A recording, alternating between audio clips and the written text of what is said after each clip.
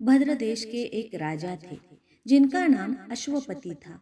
भद्र देश के राजा अश्वपति की कोई संतान नहीं थी।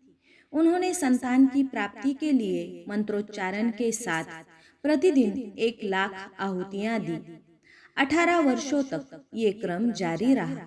इसके बाद सावित्री देवी ने प्रकट होकर वर दिया कि हे राजन, तुम्हें एक तेजस्वी कन्या होगी। कुछ दिनों बाद राजा अश्वपति को कन्या रत्न की प्राप्ति हुई। सावित्री देवी की कृपा से जन्म लेने के कारण से कन्या का नाम सावित्री रखा गया। कन्या बड़ी होकर बेहद रूपवान हुई। योग्य वर न मिलने की वजह से सावित्री के पिता दुखी थे। उन्होंने कन्या को स्वयं वर तलाशने भेजा। सावित्री तपोवन में भटकने लगी। वहां शाल्व देश के राजा द्युमत्सेन रहते थे, क्योंकि उनका राज्य किसी ने छीन लिया था। उनके पुत्र सत्यवान को देखकर सावित्री ने पति के रूप में उनका वरण किया। ऋषिराज नारद को जब ये बात पता चली तो वो राजा अश्वपति के पास पहुंचे और कहा कि हे राजन, ये क्या कर रहे हैं आप? सत्यवान गुणवान है, धर्मात्मा है और बलवान भी है, पर उसकी आयु बहुत छोटी है। वो अल्पायु है। 1 वर्ष के बाद ही उसकी मृत्यु हो जाएगी। ऋषिराज नारद की बात सुनकर राजा अश्वपति घोर चिंता में डूब गए। सावित्री ने उनसे कारण पूछा तो राजा ने कहा, पुत्री, तुमने जिस राजकुमार को अपने वर के रूप में चुना है वो अल्पायु है।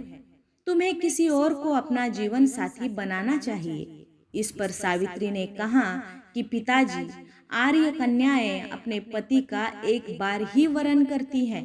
राजा एक बार ही आज्ञा देता है और पंडित एक बार ही प्रतिज्ञा करते हैं और कन्यादान भी एक ही बार किया जाता है।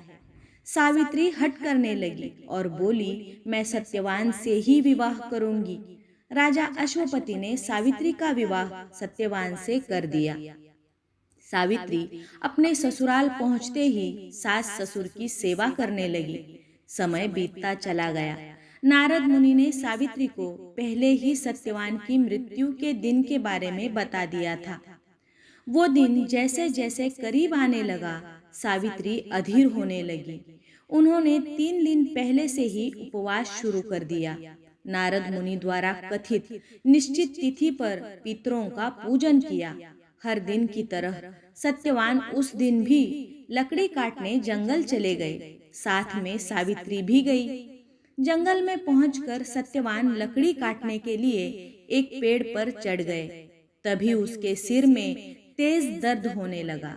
दर्द से व्याकुल सत्यवान पेड़ से नीचे उतर गए। सावित्री अपना भविष्य समझ गई। सत्यवान के सिर को गोद में रखकर सावित्री सत्यवान का सिर सहलाने लगी। तभी वहां यमराज आते दिखे। यमराज अपने साथ सत्यवान को ले जाने लगे। सावित्री भी उनके पीछे पीछे चल पड़ी। यमराज ने सावित्री को समझाने की कोशिश की कि ये विधि का विधान है, लेकिन सावित्री नहीं मानी। सावित्री की निष्ठा और पति परायणता को देखकर यमराज ने सावित्री से कहा कि हे देवी, तुम धन्य हो। तुम मुझसे कोई भी वरदान मांगो, किंतु अपने पति के प्राण छोड़कर। सावित्री ने कहा कि मेरे सास ससुर वनवासी और अंधे हैं, उन्हें आप दिव्य ज्योति प्रदान करें। यमराज ने कहा, ऐसा ही होगा। जाओ, अब लौट जाओ। लेकिन सावित्री अपने पति सत्यवान के पीछे पीछे चलती रही। यमराज ने कहा, देवी, तुम वापस जाओ। सावित्री ने कहा, भगवान, मुझे अपने पतिदेव के पीछे पीछे चलने में कोई परेशानी नहीं है।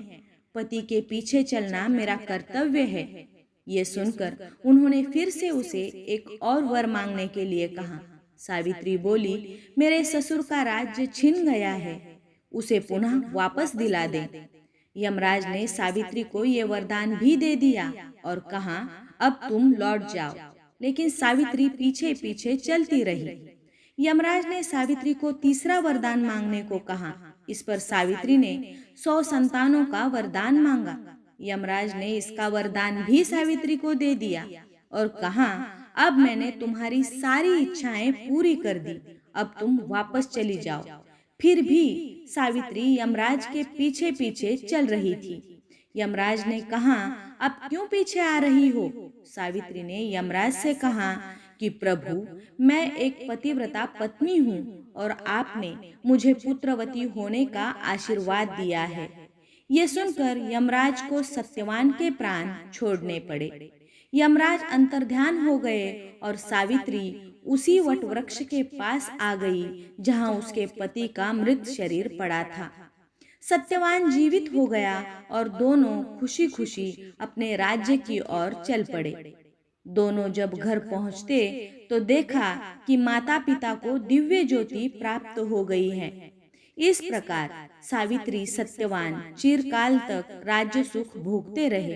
अतः पतिव्रता सावित्री के अनुरूप ही प्रथम अपने सास ससुर का उचित पूजन करने के साथ ही अन्य विधियों को प्रारंभ करे। वट सावित्री व्रत करने और इस कथा को सुनने से उपवासक के वैवाहिक जीवन या जीवन साथी की आयु पर किसी प्रकार का कोई संकट आया भी हो तो वो टल जाता है।